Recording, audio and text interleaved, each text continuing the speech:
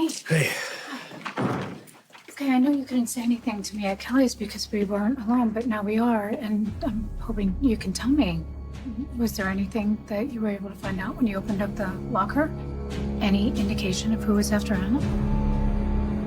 You looked so... I didn't approach the locker right away. I kind of hung back, made sure no one was watching. That's smart. When I finally did open up the locker, there was a package inside. It was wrapped up like it was going to be mailed, but it didn't have an address label on it. That's because the late Mr. Forsyth wasn't able to mail the package. He was in a fatal car accident. Right, so I didn't want to draw attention to anything, so I took the package. I got out of there. Hey, where'd you go? Straight to the bank. You went to the bank. Well, yeah, I wanted to go somewhere private, secure, where I knew I wasn't being watched or monitored.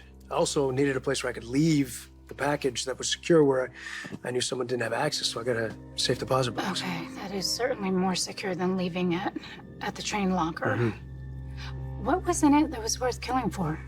That WSB file. Pages yellowed like it had been in that trunk for decades. Thank God the WSB didn't have it because they would have destroyed it years ago. Mm-hmm. I saw Forsyth's name right away. He was the field agent for that op that went bad. Wrote down some other names that were mentioned too, including Anna's. Lindsay's one. I'm just curious, why didn't you take a picture of the report? I just got paranoid. I figured if it's on a phone, then it's in the cloud. It could be hacked by the WSB and brought back down using whatever technology they have that we don't even know about. I didn't want to risk it getting out, so I went low tech. Well, you have a point there. I mean, that report has escaped notice all these years because Anna kept a hard copy in the trunk. And I kept a lot of documentation.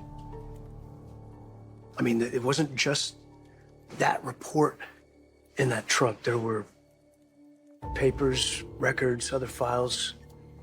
Seems like she was pretty thorough. Or maybe extremely guilty. I mean, that's a lot of insurance to keep. Insurance that you're not going to need unless you plan on blackmailing someone in a pretty powerful position. Yeah, I just don't get it. This happened in the 80s. And yes, Anna has made a lot of mistakes.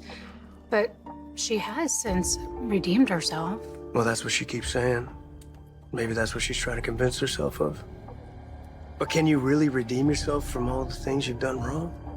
I mean, there's just enough time passed that you don't think about it anymore. Or maybe you rewrite it in your mind. Or maybe you try and convince yourself that it never happened altogether. Are we talking about Anna?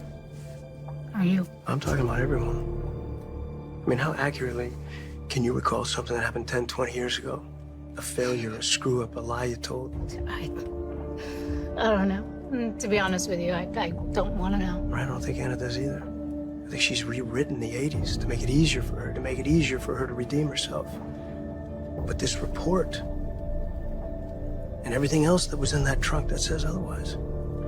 Dante, do you trust Anna? All right, be careful with